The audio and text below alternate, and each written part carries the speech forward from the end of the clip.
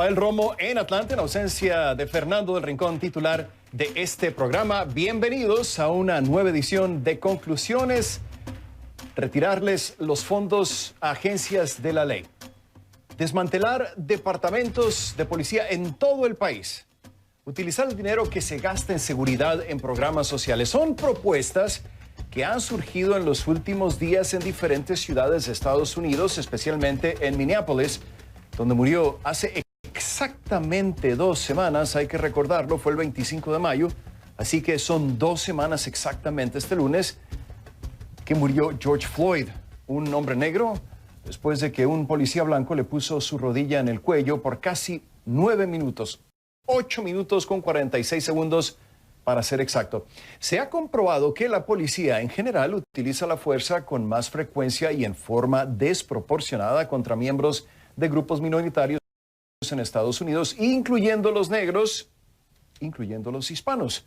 Los afrodescendientes tienen más posibilidades que cualquier otro grupo étnico o racial de ser arrestados y sentenciados, pero ¿podrían realmente ser esas ideas la solución al problema de la brutalidad policíaca? ¿Es posible, pregunto, que resulte peor el remedio que la enfermedad?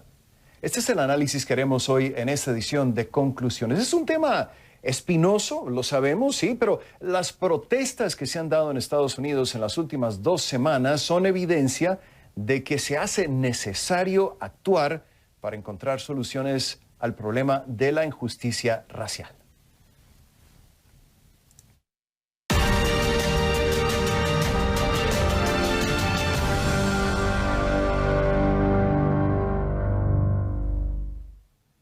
Les pido que a partir de este momento me acompañen utilizando la etiqueta numeral ConcluPolicía, numeral ConcluPolicía. Recuerden que recibo todos sus comentarios. A mi cuenta en Twitter es @RafaelRomoCNN. Ahí los leo, estaré pendiente, por supuesto. Durante todo el día hubo un flujo constante de visitantes al templo The Fountain of Praise en Houston, Texas. Miles de personas, se calcula que unas 10,000 o por lo menos era lo que se esperaba, se acercaron hasta ese lugar para despedir a George Floyd, cuya muerte a manos de un policía blanco ha inspirado protestas multitudinarias en Estados Unidos y el mundo. Floyd creció en el 3er distrito de Houston y será enterrado en un cementerio de la ciudad donde también reposan los restos de su madre. Vamos en directo hasta Houston, donde se encuentra nuestro enviado especial, Gustavo Valdés, quien ha estado monitoreando este primer día de homenajes para George Floyd. Gustavo, ¿qué tal? ¿Cómo estás? Cuéntanos, ¿cuál es el ambiente que se ha vivido en Houston para recordar a George Floyd? Te escucho, adelante, ¿cómo estás?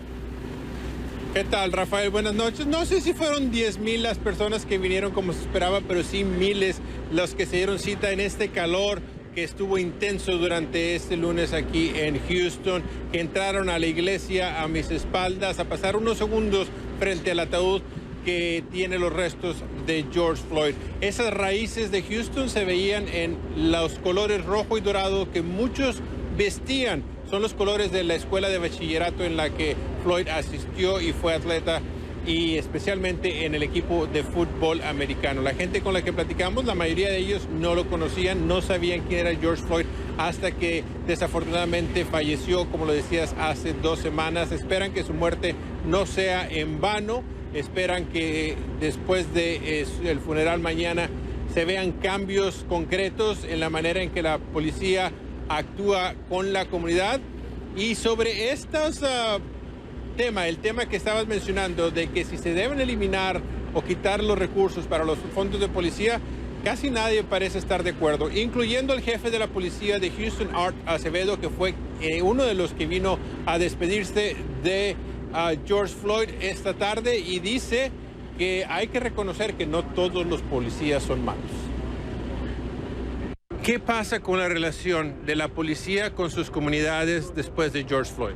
Bueno, yo tengo una gran esperanza porque he estado en la policía 34 años y hay algo, soy una persona de fe, yo creo que Dios está usando al señor Floyd para traer un cambio social, un cambio político, un cambio de justicia a nuestro país, porque ese señor George Floyd murió sin justificación y tenemos que llevar a los oficiales a cuenta y también tenemos que hacer un mejor trabajo de sacar los policías malos, que gracias a Dios son menos malos que los buenos. Hay muchos más buenos que malos, porque para apoyar al policía bueno hay que dar la cuenta al que no sirve. Y también hay que ofrecerle, dice, el entrenamiento apropiado, que dice debe ser el mismo a nivel nacional. Explica que hay más de 1,800 departamentos de policías que tienen procedimientos distintos, entrenamientos que no están estandarizados a nivel nacional, y que eso es de lo que él va a hablar esta semana y la semana entrante, cuando lo invitaron a dar su testimonio frente a comités de tanto la Cámara de Representantes como del Senado en Washington. ¿Quién estuvo presente hoy? Bueno, además de familiares, también estuvo el ex vicepresidente Joe Biden, quien se reunió con la familia y dejó un mensaje grabado que será parte de los homenajes del martes aquí, Rafael. Muy bien, gracias. Nuestro enviado especial, Gustavo Valdés, con el reporte en vivo desde Houston. Hay que recordar que esto ya se ha convertido en un tema político en este año de elección presidencial. Gracias a Gustavo Valdés. En California se llevaron a cabo 4 procesiones fúnebres simbólicas que convergieron en el centro de Los Ángeles. Ahí estuvo mi compañera Jacqueline Hurtado como parte de esta amplia cobertura al último adiós de George Floyd. Adelante, Jacqueline. Mientras se llevaban a cabo los servicios fúnebres de George Floyd en Texas, aquí en el sur de California se estaba llevando a cabo una procesión en su memoria, en donde participaron cientos de personas, incluyendo líderes religiosos. Nosotros no queremos hacer silencio. Las personas de fe, los evangélicos, pentecostales, católicos, metodistas, presbiterianos, de todas las religiones, islámicos y también judíos, estamos aquí para no guardar silencio, porque creemos que el silencio es complicidad. Muchos quieren pensar que nosotros somos extremistas. No hay nada de extremo en nosotros, simplemente seguimos lo que la Biblia nos dice, que tenemos que levantar nuestra voz. Hay carrozas fúnebres que vienen de diferentes puntos aquí en California, y lo que estamos haciendo es figurando el memorial, o en este caso el funeral del señor Floyd. ¿Por qué hacer esto? ¿Por qué? Porque la vida es importante, porque la solidaridad es importante, y porque nosotros como pueblo tenemos que alzar la voz, porque nadie más va a alzar la voz por nosotros, todos tenemos que hacerlo. El pueblo va a seguir estando en la calle, denunciando y anunciando el bien para todos. Pedimos que la policía pare en este momento, porque somos seres humanos que merecemos respeto. La lucha de las comunidades negras ha sido muy larga y ha sido muy cruenta. Entonces nosotros pensamos de que si las vidas negras están seguras, están prósperas, entonces todas las vidas están seguras y prósperas. Nosotros estamos protestando en contra de la injusticia y del asesinato que hubiera quedado impune si no fuera por la grabación de George Floyd. Esto es en contra de la injusticia y a favor de la justicia de nuestra nación. Los participantes esperan que con las protestas que se han estado llevando a cabo, no solo aquí en el condado de Los Ángeles, sino a través del país, puedan crear un cambio. Jacqueline Hurtado, CNN, Los Ángeles. Bien, gracias a Jacqueline Hurtado. Mientras todo esto ocurría, comparecía en corte de forma virtual el ex oficial de policía Derek Chauvin, quien mantuvo su rodilla apoyada en el cuello de Floyd durante más de 8 minutos mientras este suplicaba por su vida. El juez fijó la fianza de Chauvin en una cifra de entre $1 millón y $1.250.000. El alto monto es resultado, de acuerdo con el fiscal, del alto perfil de los crímenes de los que se está acusando al exagente y de los disturbios que han causado. Chauvin está acusado de 2 cargos por homicidio involuntario y homicidio intencional sin premeditación. Después de 2 semanas de protestas, el pedido de reformas en Estados Unidos se ha vuelto cada vez más internacional. Una treintena de expertos independientes en derechos humanos de la ONU firmó 2 comunicados en los que se insta a Estados Unidos a reformar el sistema judicial para garantizar la rendición de cuentas de los agentes de la ley, al tiempo que se rechaza la desigualdad racial y la discriminación en Estados Unidos. Para estos expertos, la solidaridad nacional e internacional son importantes, pero resultan insuficientes. Por eso, llaman a revertir los abultados presupuestos policiales y militares para transformarlos en inversión en atención médica, educación, vivienda y otras estructuras sociales. De hecho, ya vemos cómo medidas de este tipo empiezan a ganar fuerza. La ciudad de Nueva York, por ejemplo, planea reasignar fondos del Departamento de Policía a servicios sociales y juveniles. Por otra parte, 9 miembros del Ayuntamiento de Minneapolis anunciaron su intención de quitarle los fondos al Departamento de Policía y desmantelar el departamento de la ciudad a pesar de la oposición del alcalde. Entre los manifestantes, la opción de quitarle los fondos a la policía resuena cada vez con más fuerza, de la misma forma que resurgen los reclamos de quienes creen que esa no es la respuesta correcta, al considerar que una retórica de este tipo podría dificultar los esfuerzos para reformar la policía en todo el país, como nos cuenta ahora Michael Roa en el siguiente informe. Y antes de ir a este informe, quiero advertirles que algunas de las imágenes que aparecen en él pueden resultar perturbadoras para algunos. Veamos. Rafael, luego de estas movilizaciones aquí en Atlanta y en más de 40 ciudades de Estados Unidos exigiendo justicia por el caso de George Floyd, ahora surge un movimiento que lideran activistas que están demandando que a la policía se le recorten los fondos, que se le recorte el presupuesto, esto con el fin de presionar para que no hayan más casos de abuso policial. El tema ahora ha pasado al ámbito político. Este lunes en Washington, legisladores demócratas han presentado un proyecto de ley que busca precisamente el cese de los abusos y de la brutalidad policial en el país. Se espera que este proyecto encuentre la oposición de los republicanos en el Congreso. También CNN ha conocido un documento de este proyecto de ley donde se estipulan, por ejemplo, puntos como que no se podrían de aquí en adelante hacer estrangulamientos a las personas que sean arrestadas, y también prohibiría la transferencia de equipo militar hacia las diferentes fuerzas policiales del país. Explicamos más sobre este movimiento, sobre esta propuesta de recortar los fondos a la policía en el siguiente informe. George Floyd murió asfixiado luego de que un policía blanco colocara su rodilla en su cuello durante más de 8 minutos en Minneapolis. Breonna Taylor, una mujer negra, recibió 8 disparos en marzo luego de que la policía derribó la puerta de su apartamento durante una operación antidroga en Louisville, Kentucky. Sus casos han cobrado fuerza durante las recientes protestas contra el abuso policial en Estados Unidos. En medio de las movilizaciones surgen voces exigiendo reformas a la policía e incluso el recorte de fondos y la disolución de los departamentos de las fuerzas del orden. Este abogado y comentarista político considera que una solución a la brutalidad policial y las desigualdades raciales en la vigilancia policial en Estados Unidos podría ser desviar parte de los fondos destinados a la policía a programas sociales. Lo que queremos es redirigir esos fondos a programas sociales para mantener a los jóvenes fuera de problemas, redirigirlos a programas de salud o al presupuesto de las escuelas o aumentar el acceso a Internet. Esto no quiere decir que vayamos a retirar a la policía de las calles. De lo que se trata es de dar prioridad a los gastos. El concepto de reformar la policía en Estados Unidos se ha mencionado durante años, particularmente después de las protestas tras la muerte de Michael Brown Jr., un hombre negro de 18 años abatido por la policía en Ferguson, Missouri, en 2014. Cedric Alexander, miembro de una organización de directivos negros de agencias policiales, considera que la policía no puede desaparecer, pero reconoce que sí necesita reformarse. No se puede desmantelar a la policía al punto que no haya seguridad pública. Entonces se debe reorganizar, reformar y crear nuevas políticas involucrando a la comunidad en estas reformas policiales.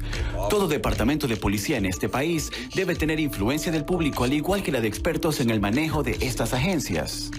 Tras lo ocurrido en Minneapolis con George Floyd, 9 de los 13 miembros del Consejo de la ciudad anunciaron su intención de disolver la policía por completo. La presidenta del Consejo, Lisa Bender, le dijo a CNN que todavía necesitan discutir con qué entidad se va a reemplazar a la fuerza policial. Michael Roa, CNN, Atlanta. Gracias a Michael Roa por ese informe. El presidente Donald Trump, quien ya ha empezado a explotar el tema con fines electorales, dijo durante una mesa redonda en la Casa Blanca con agentes de policía que no habrá ni recortes de fondos ni desmantelamiento porque para él el 99% de los policías son grandes personas. Escuchemos. Sometimes you'll see some horrible things like we witnessed recently, but 99, I say 99.9, but let's go with 99% of them are great, great people, and they've done jobs that are record-setting. Era lo que decía el presidente. Entre los demócratas se teme que las peticiones para retirar fondos a la policía pueda sonar para muchos como una peligrosa propuesta que dejará a las comunidades sin fuerzas policiales. Esta tarde, el ex vicepresidente Joe Biden, quien, por cierto, viaja a Houston para dar el pésame a la familia de George Floyd, ya veíamos las imágenes más temprano, manifestó a través de su portavoz que no respalda dejar sin fondos a los departamentos de policía, es decir, no está de acuerdo. Los demócratas sí están de acuerdo con los activistas en que las tácticas policiales deben cambiar inmediatamente. Bueno, y este lunes, legisladores demócratas liderados por grupos de legisladores negros presentaron una propuesta de ley de amplio alcance con el objetivo de tomar medidas federales contra la brutalidad policial. Según un borrador obtenido por CNN, el proyecto de legislación incluye la prohibición del uso de la técnica de estrangulamiento, así como la creación de un registro nacional de mala conducta de la policía para evitar que los oficiales cambien de jurisdicción, es decir, se vayan a otra ciudad, eludiendo responsabilidades, ya que en Estados Unidos la policía no depende del gobierno central, como ocurre en muchos países de América Latina, sino de las comunidades, los condados y las autoridades locales. El proyecto de ley también incentiva a los estados y municipalidades a impartir capacitación sobre prejuicios raciales e incluye ciertas restricciones sobre las transferencias de equipos de grado militar a las fuerzas del orden público. La iniciativa, sin embargo, necesitaría un respaldo bipartidista para llegar y prosperar en el Senado y todavía no cuenta con apoyo republicano. También se espera que reciba una fuerte oposición por parte de los sindicatos de la policía y los funcionarios locales, quienes no quieren intervención de Washington en sus políticas, aunque ya hay voces a favor entre las filas policiales, como lo manifestó el jefe de la policía de Houston, Art Acevedo. Escuchemos. We're hopeful, a lot of us are hopeful that with congressional action, we're finally once and for all are going to have a specified critical policies that will be applied nationally. It's time. You cannot have 18,000 police departments applying force in 18,000 different ways and doing things that much differently. Bien, era lo que decía. Bueno, Marco, una primera pausa aquí en conclusiones.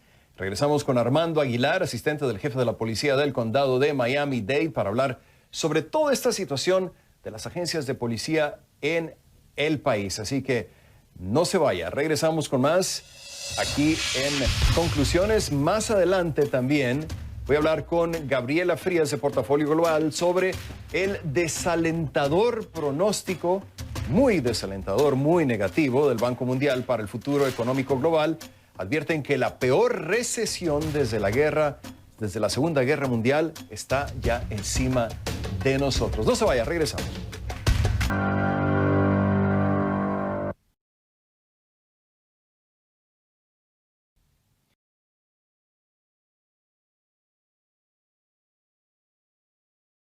Gracias por seguir con nosotros en esta edición de Conclusiones. Soy Rafa, en esta ocasión, en ausencia de su titular Fernando del Rincón. Quiero darle la bienvenida a Armando Aguilar. Él es subjefe de la policía de Miami.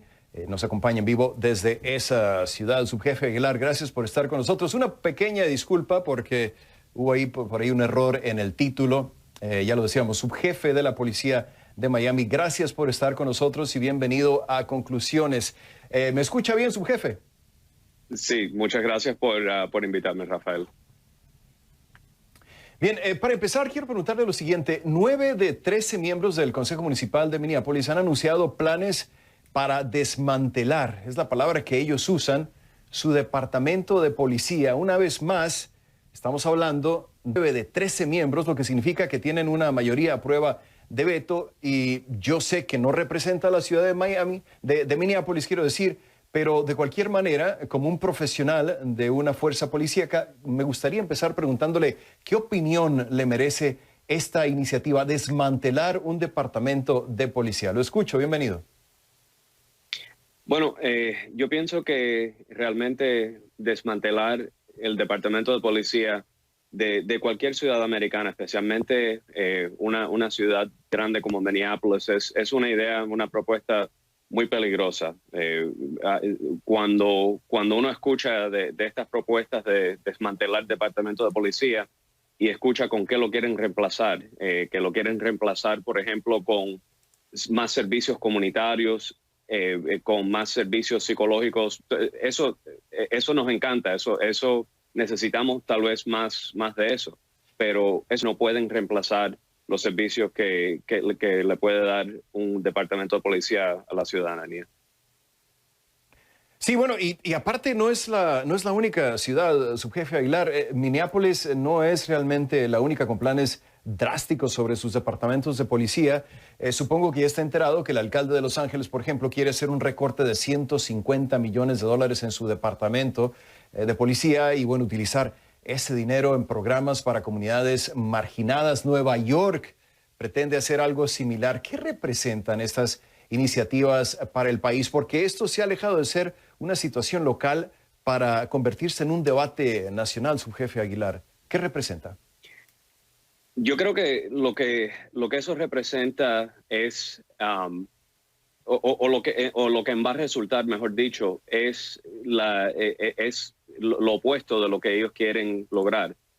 Cuando se corta el presupuesto de un departamento de policía, uno tiene que preguntar de dónde se va a cortar en entrenamiento, se va a cortar en equipos, en personal, por ejemplo. Cuando un departamento de policía se le corta el presupuesto, el resultado es, o la posibilidad y el peligro es que el departamento se vuelva menos profesional, no más profesional. Al jefe de policía de Texas se le preguntó hoy si desmantelar un departamento de policía es una buena idea. Su respuesta, él decía, es una invitación al caos. Por lo que me ha dicho antes, supongo que está de acuerdo con él, pero me gustaría preguntarle si realmente va hacia ese extremo. ¿Sería una invitación al caos? Yo creo que el jefe de la policía de Houston estuvo 100% correcto en decir eso. Cuando uno se pone a pensar, bueno, ¿quién va a llamar en caso de una emergencia? ¿Quién va a ser responsable por arrestar a los criminales violentos, a los asesinos, a los violadores sexuales, por ejemplo? Por eso existen los cuerpos policiales. Escuché antes de yo empezar que usted estuvo hablando de la iniciativa 8 Can't Wait. Y nosotros en Miami estamos 100% de acuerdo con esa iniciativa. Nosotros en este momento tenemos todo de esos requisitos que piden en esa iniciativa. Sí. Y yo creo que la respuesta no es quitarle fondos a los departamentos de policía, es dar mejor entrenamiento, mejor liderazgo, para que todos los departamentos de policía entrenen a sus oficiales, que usen la fuerza en una manera que sea no porque pueden, porque es legal, pero como último recurso, como nosotros requerimos aquí en Miami y para cumplir con esas metas. Subjefe Aguilar, qué bueno que menciona el tema, porque precisamente es lo que quiero preguntar. Al regresar, hay un concejal en la ciudad de Minneapolis que le dice a CNN específicamente, si el dinero no va a la policía, ¿hacia dónde iría? Quiero pedirle que me espere un momento porque tengo que marcar la primera pausa y regresamos con usted enseguida. Subjefe Armando Aguilar de la Policía de Miami está acompañándonos en vivo esta noche en Conclusiones, y también Más adelante, malas noticias en economía, recesión que empezó no ayer, no la semana pasada, desde febrero, dice el Banco Mundial. Nos acompañará Gabriela Frías de Portafolio Global para analizar esta información. Regresamos con más enseguida aquí en Conclusiones.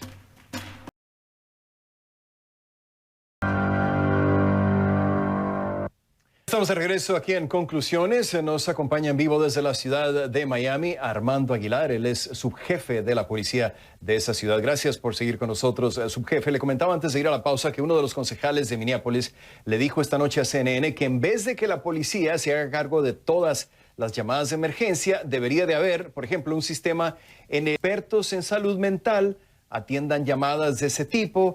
Paramédicos responderían a situaciones de sobredosis de drogas, por ejemplo, utilizadas para monitorear y hacer cumplir las leyes de tránsito. Y quiero preguntarle si para usted tiene sentido la propuesta de ese concejal. Antes de ir a la pausa, me decía que no necesariamente tiene que ser una cosa o la otra, ¿no, subjefe? En realidad no es suficiente cuando uno dice, bueno, vamos a mandar un psicólogo, por ejemplo, para lidiar con una persona que está en crisis. Sí, eso está muy bien, pero ¿qué es lo que pasa si esa persona está armada con un arma de fuego o con otra arma peligrosa y le está causando daño a otras personas? Desafortunadamente, un oficial quiere usar fuerza en esa situación, pero hay situaciones que las requieren. Y con las cámaras, por ejemplo, de monitorear a través de ciertos lugares en la ciudad. Número uno, las cámaras no van a poder monitorear todo. Y número dos, siempre vamos a necesitar a alguien que pueda arrestar a la persona responsable por cometer un crimen que sea captada en esa cámara. Entonces, como dije antes, sí, no estoy diciendo que son malas ideas, pero definitivamente quedan cortas en lo que necesitamos para asegurar la seguridad pública. Sí, y muchas veces no se sabe qué tanto peligro puede representar una situación. Una persona de momento parece que no representa un gran peligro, pero preguntarle, subjefe Aguilar, porque me imagino que el policía común está viendo con mucha atención lo que está pasando en el día, que sale a la calle a patrullar, el que atiende las llamadas tiene que responder a un reporte de que una persona está muriendo por una sobredosis. ¿Cuál es el sentir de los que están al frente, subjefe Aguilar? Yo creo que es un sentido mixto, porque la mayoría de los oficiales con quien yo he hablado, bueno, en realidad todos los oficiales con quien yo he hablado, todavía yo no he hablado con un oficial que me ha dicho que esté de acuerdo con lo que le pasó a George Floyd en Minneapolis. Nosotros en nuestro departamento de policía en Miami, por muchos años no hemos permitido tácticas de estrangulación. Nosotros entrenamos a nuestros oficiales que ellos tienen un deber de intervenir cuando ven a un oficial que esté actuando en una manera que sea fuera de la ley. Entonces, en Miami, nosotros entrenamos a nuestros oficiales. Si esa situación hubiera ocurrido aquí en Miami, cada uno de esos oficiales hubiera sido entrenado en saber que si no toman acción para parar las acciones de ese oficial, ellos no solamente son responsables por sus propias acciones, pero de las acciones de los otros oficiales también. Responsables legalmente y que puedan ser arrestados, y también sí, responsables que puedan ser cargos administrativos y que puedan ser despedidos de sus trabajos aquí. Entonces, el sentido es mixto, porque ellos saben que ellos están cumpliendo con lo que muchas de las personas que están protestando con todo derecho están que sigue un sentimiento en contra la policía a nivel nacional. Y de verdad que no importa si es un departamento de policía que está cumpliendo con los deberes o que puede estar haciendo mejor trabajo. Se sienten como que todos están considerados iguales y que todos somos, que todos cometiendo los mismos actos. Me llamaba la atención, subjefe Aguilar, lo que decía la alcaldesa de Baltimore, Stephanie Rawlings Blake, esta noche. Le decía a CNN que retirarles fondos a las agencias de la ley o desmantelarlas es peligroso en términos generales y a nivel nacional. Digo, lo que la gente quiere, sino una policía mejor. ¿Está usted de acuerdo? Como en todas las cosas que le expliqué que nosotros no entrenamos por ser perfectos, mejores. Y todo eso cuesta dinero. La seguridad pública, tener un departamento de policía penal, cuando se le cortan fondos a un departamento de policía, eso le va a dar el resultado opuesto. El departamento no va a ser más profesional. Servir y proteger es la misión del policía. Le agradezco muchísimo a Armando Aguilar, subjefe, acompañarnos en vivo desde esa ciudad. Gracias, subjefe Aguilar, y hasta la próxima.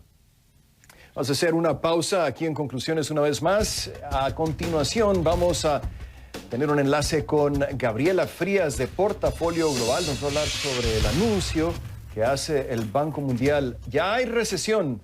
Empezó no ayer, no la semana pasada, empezó desde febrero. De eso vamos a hablar con Gaby Frías al volver.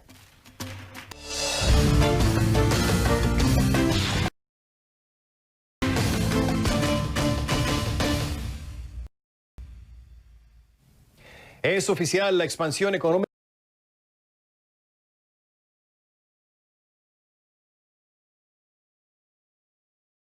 más larga en Estados Unidos llegó a su final. Así lo confirmó este lunes la Agencia Nacional encargada de la investigación económica, subrayando que la recesión empezó no ayer, no la semana pasada, sino desde febrero. Gabriela Frías de Portafolio Global nos acompaña en vivo desde Atlanta. Gaby, qué gusto saludarte. Supongo que para ti, para muchos economistas, no fue una sorpresa. ¿Qué significa este anuncio formal, Gaby?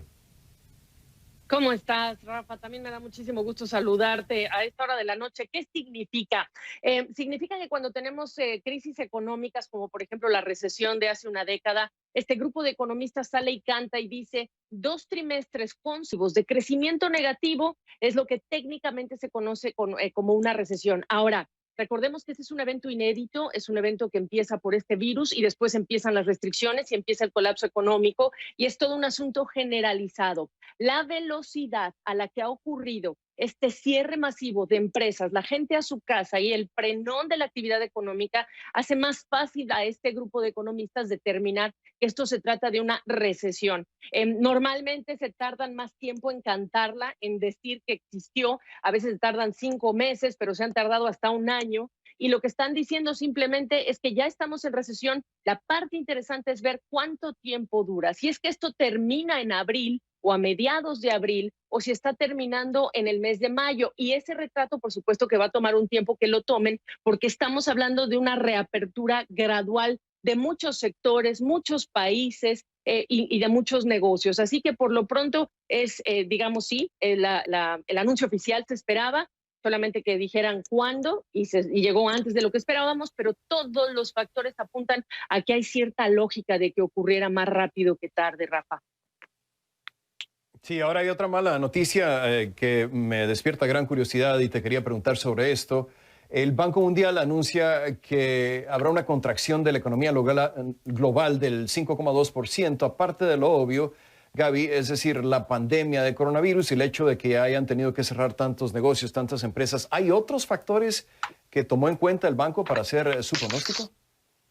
Sí, y cuando hablamos de un cierre generalizado como el que hemos vivido desde principios de marzo o incluso antes si hablamos de Asia, aquí hay que poner en contexto el tema de la globalización. Los viajes, el turismo se frenaron, el comercio se frenó, todo lo que era la actividad económica, los intercambios también se frenaron, los viajes de negocios, las conferencias, etcétera. ¿Qué es lo que hace el Banco Mundial? Bueno, pues toma en cuenta todo este tipo de actividades que han quedado frenadas y establece cuáles son los escenarios en función primero de que tenemos tratamientos pero todavía no muy cercanos a nosotros, tenemos todavía vacunas que se están probando y hay escenarios posibles de, digamos, de recuperación económica, pero estamos lejos de determinar qué va a pasar en los próximos porque no tenemos esa certeza. Las reaperturas son un gran experimento, digamos, porque no hay esa vacuna, Rafa. Pero si me permites recordarles a todos nuestros televidentes, los mercados emergentes a los cuales hacen parte, o de los Rusia, como Brasil mismo, que está tan afectado todavía por el COVID-19,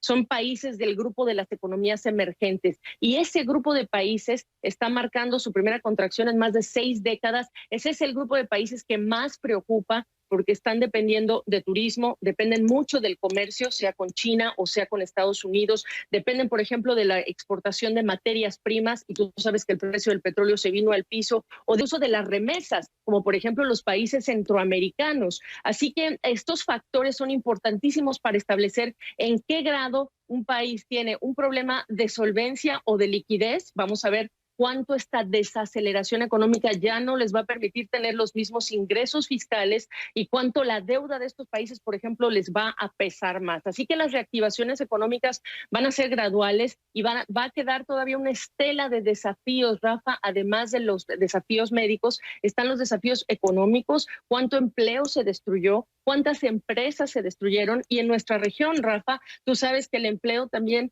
es mucho informal. Entonces, todo esto nos lleva a un escenario de mayor precariedad y tomará el momento de voltear a ver qué es lo que hicieron nuestras autoridades para mitigar el escenario, lo que podríamos estar viendo en los próximos meses. Tengo algunas cifras para darte un ejemplo. Perú, 12% de contracción este año. La razón, en gran parte, la informalidad. Brasil, 8%. México, junto con Ecuador, estamos hablando de caídas este año de más de 7%. Yo creo que lo más importante aquí, Rafa, es no solamente pensar cuánto esta caída va a marcarse este año, sino cuando metamos primera, cuando veamos qué medidas tomaron, cómo se ve ese 2021 en relación con lo que hicieron las autoridades.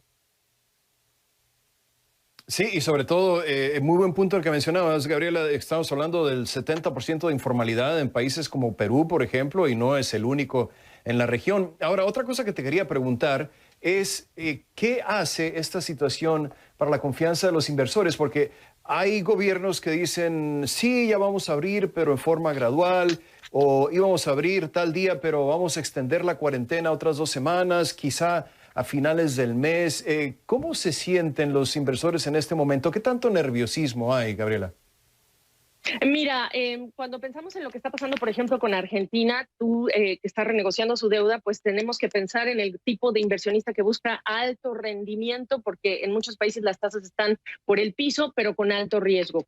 El tipo de inversionista que nuestra región va a necesitar más que nunca es el tipo de inversionista que crea empresas, que necesita, por lo tanto, certidumbre jurídica y que puede llevar e instalar operaciones en nuestros países. Muchas naciones de la región necesitan generar estas condiciones de certidumbre y de confianza para que, de la mano con el sector privado, puedan detonar lo que son las inversiones que van a ser tan necesarias para compensar por esa destrucción de empleo y de empleo formal. Siempre subrayando empleo formal, Rafa.